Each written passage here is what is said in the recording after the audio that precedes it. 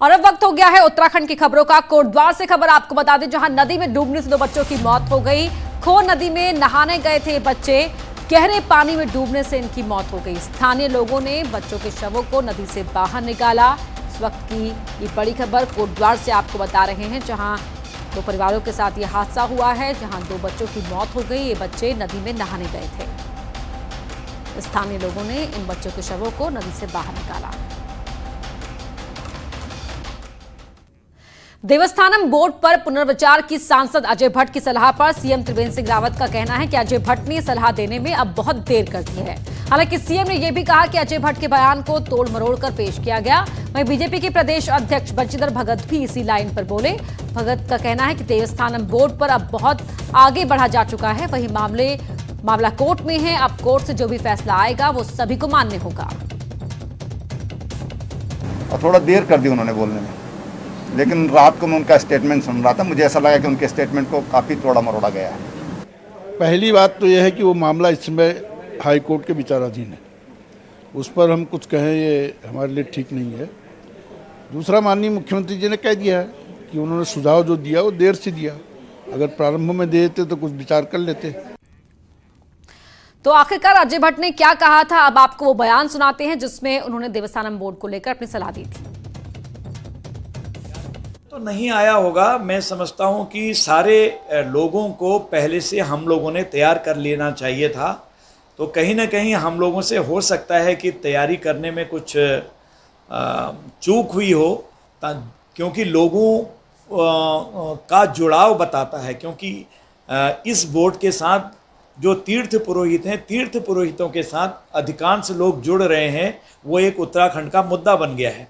और विपक्ष भी तरह तरह की भाषाएं प्रयोग कर रहा है, तरह तरह के प्रलोभन और वचन दे रहा है कि हम आए तो हम ये कर देंगे, वो कर देंगे। तो ऐसी स्थिति में अगर हमको पुनर्विचार भी करना पड़े तो मैं समझता हूँ कोई अहितकारी नहीं होगा, बल्कि एक पॉजिटिव कदम ही हम उसको मानते हैं।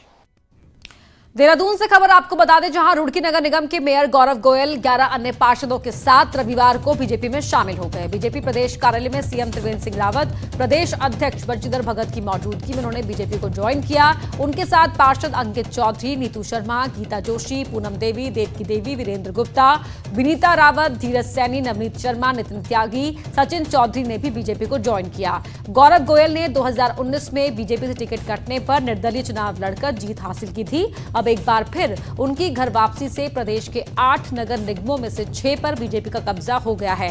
40 पार्षदों वाले रुड़की नगर निगम में बीजेपी के 18 पार्षद थे। अब निर्दलीय 12 पार्षदों के भी बीजेपी ज्वाइन करने से पार्टी के मेयर समेत 30 पार्षद हो गए हैं। और आज भारतीय जनता पार्टी की मेयर की संख्या जो पहले 5 थी, आज 6 हो गई है। 8 में से 6 मेयर आज भारतीय जनता पार्टी के हो गए हैं। मैंने कहा उन्होंने आज घर वापसी की है। ऐसे भारतीय जनता पार्टी के कुल 40 में से 18 पार्षद भारतीय जनता पार्टी पे जीत करके आए और 12 पार्षदों ने आज भारतीय जनता पार्टी ज्वाइन की, यानी कि लगभग 30 हमारी संख्या हो गई है। मेरा प्रयास है रुड़की निगम क्षेत्र में जितने भारतीय जनता पार्टी के कार्यकर्ता हैं, हमारे सम्मानित पार्षदगण हैं, उनके क्षेत्रों में समग्र विकास सुनिश्चित हो और अच्छे से अच्छा हम नगर निगम द्वारा क्या कर सकते हैं रुड़की नगर के विकास के लिए, उसके लिए अपना पूर्ण योगदान।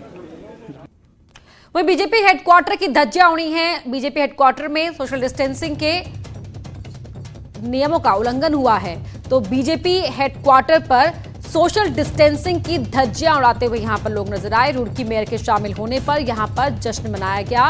11 निर्दलीय पार्षदों के साथ बीजेपी में हुए शामिल। बीजेपी प्रदेश कार्यालय में सीएम ने इनकी ज्वाइनिंग कराई।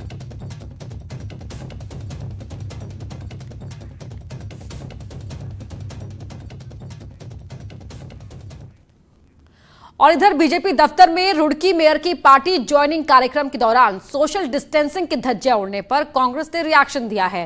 कांग्रेस का कहना है कि उत्तराखंड में 2 तरीके के कानून चल रहे हैं, कांग्रेस के लिए अलग और बीजेपी वालों के लिए अलग। पार्टी नेता धीरेन्द्र प्रताप का कहना है कि उन्होंने इस मामले की शिकायत चिट्ठी लिखकर गवर्नर को की है। मैंने राज्यपाल जी को चिट्ठी लिखी है और राज्यपाल जी से कहा है कि आप यहाँ पर जो है कानून के रक्षक हैं।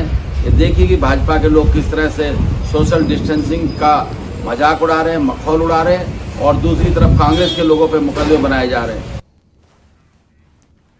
खबर अल्मोड़ा से है, जहां स्कॉलरशिप घोटाले के 2 आरोपियों को पकड़ा गया है। रानीखेत पुलिस ने इन्हें यूपी से गिरफ्तार किया है। राजेश कुमार और जैन अब्बास को लखनऊ से गिरफ्तार किया गया है। राजेश हापुड़ में पूर्व जिला समाज कल्याण अधिकारी, वहीं जैन अब्बास आईओबी बैंक हापुड़ का सहायक प्रबंधक है।